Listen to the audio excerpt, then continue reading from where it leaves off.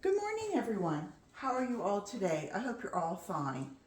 I'm here to do another Garden What You've Got recycling video. I haven't done one in a while, and this year I'm trying to do them more like once a month rather than every week. And the purpose of doing these recycling videos is to try and instill upon you the idea that recycling is a good thing. And whether you're recycling by putting your cans, your soda cans out, or whatever you're doing, or whether you are recycling at home, like I am, and doing things that hopefully will help improve your soil. So it's a win-win situation. You're going to recycle to save the world. Okay, that's fine. That's a very lofty dream, aspiration, goal, whatever you want to call it. But I like to think that I'm not only helping the earth, but I'm also helping me. Because, we benefit ourselves, then, oh, la la, we're happy. So, some of the reasons that I recycle, I wrote these down. It was to lessen my trash. It was to improve the soil. I like to grow organically. I don't care if I'm growing flowers. I don't want all the pesticides on me, in my house, what have you. So I try to lessen that. When you're doing your own fruits and vegetables, you become more self-sufficient. When somebody says, "Oh, gee, the price of lettuce has gone from, $2 a head to $10 a head," and you're out there cutting your own that you've grown for pennies, well, it doesn't ring. It's like somebody who has chickens and the price of eggs went up to $10, $12 for a dozen eggs. He went, wow, they were $2.99 2 weeks ago, and now they're 4 times that price. If you have your own eggs, it's better. Nutrient dense fruits, vegetables, and also you avoid chemicals. So I'm going to make this quick today. I have a little personal thing to talk to you about at the end, little health issues, and so I really I want to get on with it. But some of the things, hang on just one sec. I'm not used to talking. I live in a very quiet world. So for me to have to talk for 20 minutes is a big deal. Anyway, the things I save to go back into my compost or into my worms. We do our fruit and vegetable peels, egg shells, shrimp shells. Some people don't think about that, shrimp, they have shells. The shells break down.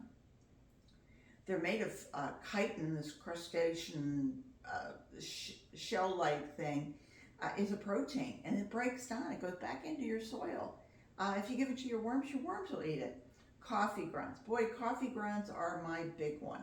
This is, let me reach over there. This is my coffee grounds for the morning, and this actually is just over a half a pound every day. If I have crumbs on the counter, I scoop them up and throw them on top of the coffee grounds. It all goes into the soil rather than down the drain or in the trash can. I have leaves. I had somebody say that, oh, I never thought about putting the leaves back in the soil. We just rake them up and we put them out for the trash. I used to also.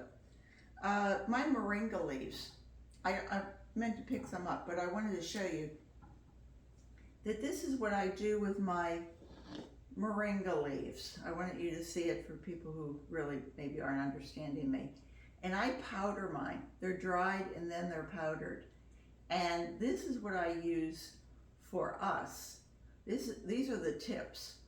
And so it's really green, really nutrient dense. Moringa trees are the tree of life. And so I keep that covered and I keep it in the dark. And for whenever I do stems, Then I actually take that and dry it and pulverize it, and I give that to the worms, and I give it to my compost, so that I'm getting the best of the best, but everybody else is right behind me. Our eggshells, did I say eggshells? If we get flowers, I used to take my plumeria leaves, my plumeria blooms rather, and I would just, break everything up. Now I take those blooms and I add those back into the compost because they're actually an edible flower. And I figure if they're edible for me, they're great for the soil. And if you think of Hawaii and places where plumeria grow, it's rich, fertile land. If you have trouble with your soil looking brown, I have a friend in Spain, and she was showing me her surrounding area, and I mean, it looks kind of like the soil is lighter brown rather than dark, fertile, rich looking, and yet they have things growing. So add these things back into your soil, and you could do any of your things that get stale in your pantry. And I just put these out because that's what we have.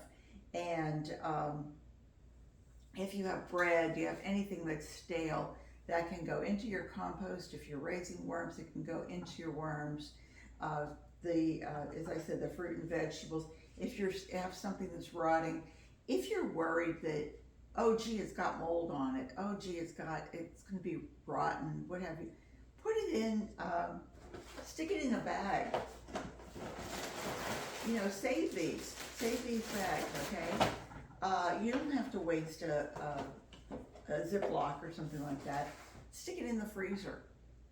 It will help the whole thing break down so much faster. It'll keep the smell out. We save all of our paper towel rolls, toilet paper rolls, tissues. If you've used a tissue and it's got a little snot on it or whatever, blood, it's okay. You're not, unless you're a contaminant, unless like you've got some horrible disease or something like that, then I would probably throw that out like you do at the doctor's office. But for most of us, even if I have people that go, oh, well, I've got lipstick on it, I have makeup on it. You're ingesting this stuff. Don't you think that your worms or your soil could take it too? Don't be such a purist. Keep putting things back into your soil. It does two things. One, it enriches the soil, and two, it keeps the landfills down. Please do it.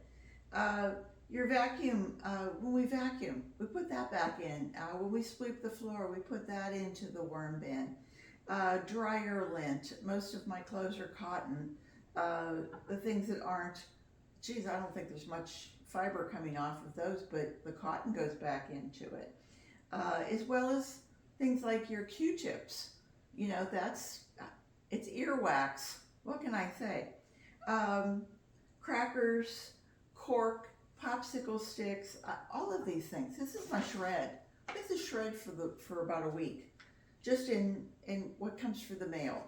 Don't put in the little cello parts. The worms can't take that down. But if you miss one, so what? Then the worms won't eat it. So anyway, what I do is I get these through Boys Town, but we all get stuff. If you donate to one person, they keep sending you calendars for the rest of your life. So this is my August. This is week 34, and we had a really good week. Not only did our neighbor Brian, who lives up at the corner, you guys probably think you know him, he cut his grass, and we're getting a lot of rain. So boy, that grass is really growing. And his grass this week was 50 pounds. And so ours was only, I think, 6 pounds, but that's pretty good for us. We're usually 5 pounds.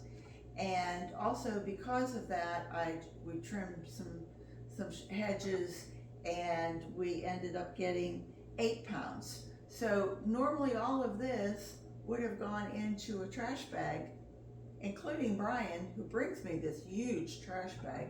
I empty it, and then I kind of shake it out and I take it back. Sometimes he only gets a second use out of it because a branch will come down and he just puts it right in there and it'll poke a hole, and so he doesn't want to dump 50 pounds of trash into a bag that has a hole. It's not a good scene. But anyway, so this week I had 78 pounds, 2.9 ounces, and my goal is 2,000 pounds. Did I write that on this year? Nope, I didn't do it this year, but I've done it in the past. First year I wanted 1,000 pounds and I got 1,900 and something. The second year I said, boy, I can bump this up to 2,000, and I got almost 2,100. I think 2,000 is probably where I'm going to settle. If all you can get is 500 pounds, wow, pat yourself on the back.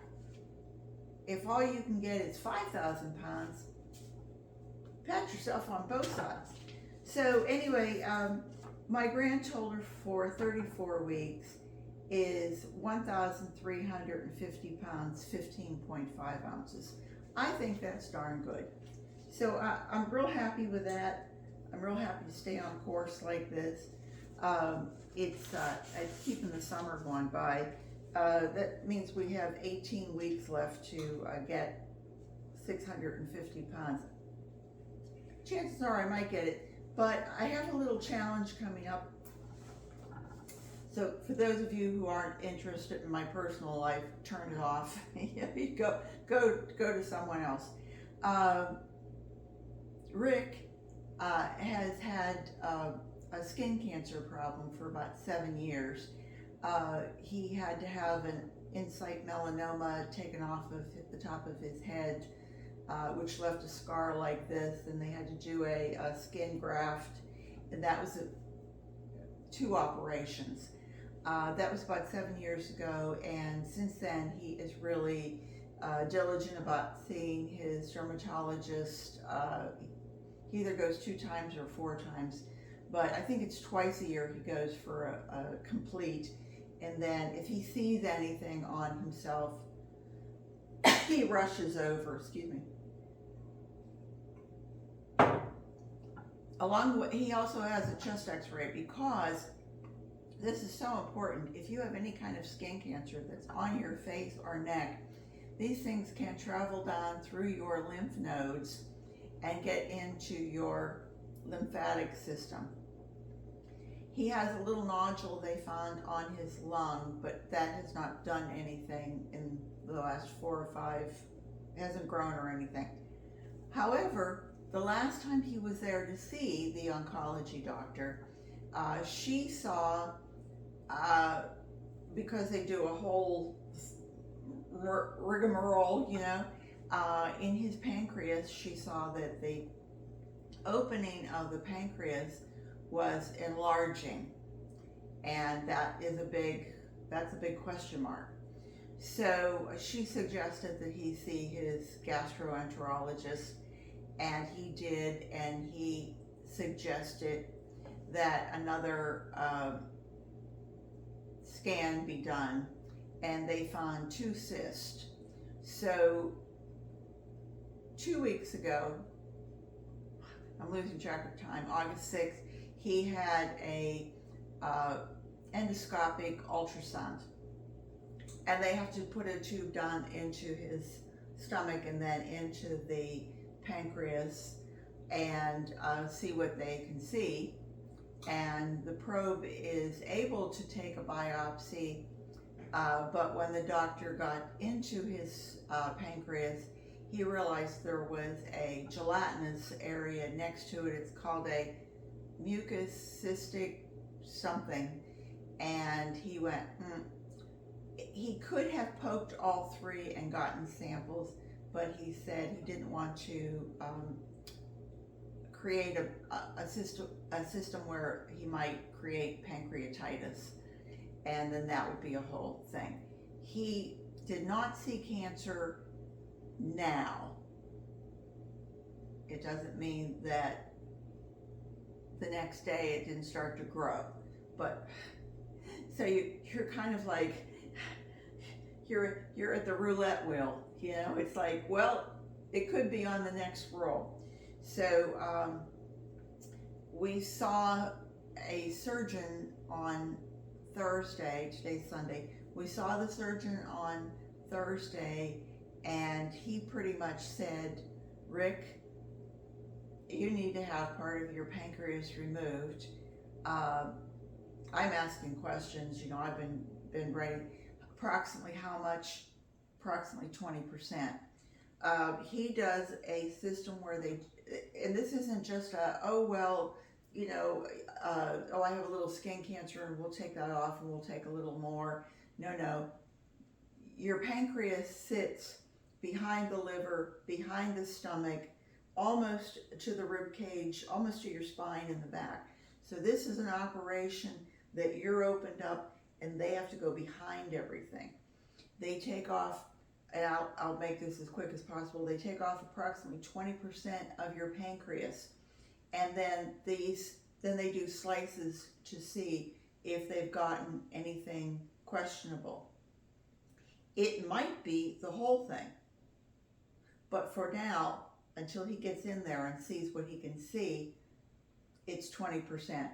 They then take your stomach and the first part of your intestines, which is your duodenum. I had my ileitis. I have Crohn's disease, so they took a foot of my ileum and a foot of my large intestine completely out. I was sewn back together. That was 27 years ago, and I haven't had to go back yet. So we're hoping that this is the same for Rick. But it is a very major operation.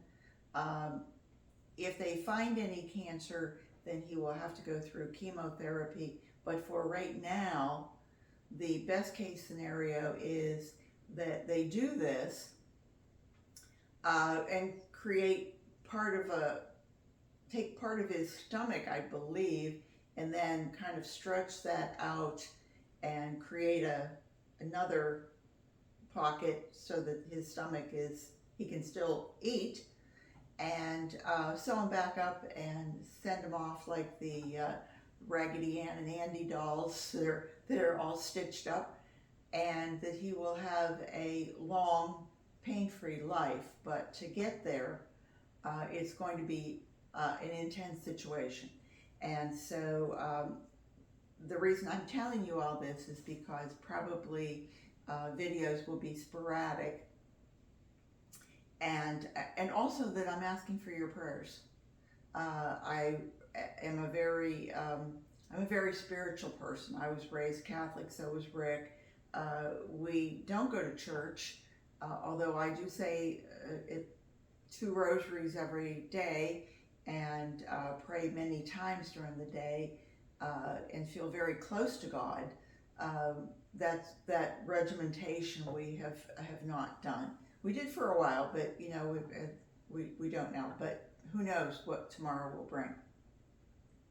So what do they say? The most religious.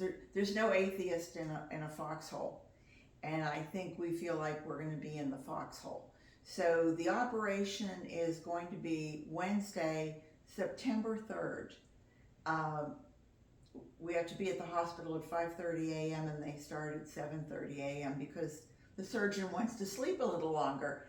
And so I don't know exactly what we will be doing, but if I have your prayers and your good thoughts, I think that we will both feel a lot better. So with that, I will say thank you for listening. I hope you stayed till the end. If you didn't, you won't know what's going on. So anyway, I hope everybody has a great Sunday. Remember, garden what you've got. My motto is you take something and you use it once, and then you use it again and again and again and again, and you think, oh my goodness, this thing needs to be thrown away. use it again, and then recycle the heck out of it, and however you can do it, whether it's in your yard or whether you give it to somebody, pass it on, and then see if you can save the world in your own way and benefit yourself. So I'll let you go. Thank you so much for visiting, and I hope to see you again real soon. Bye-bye.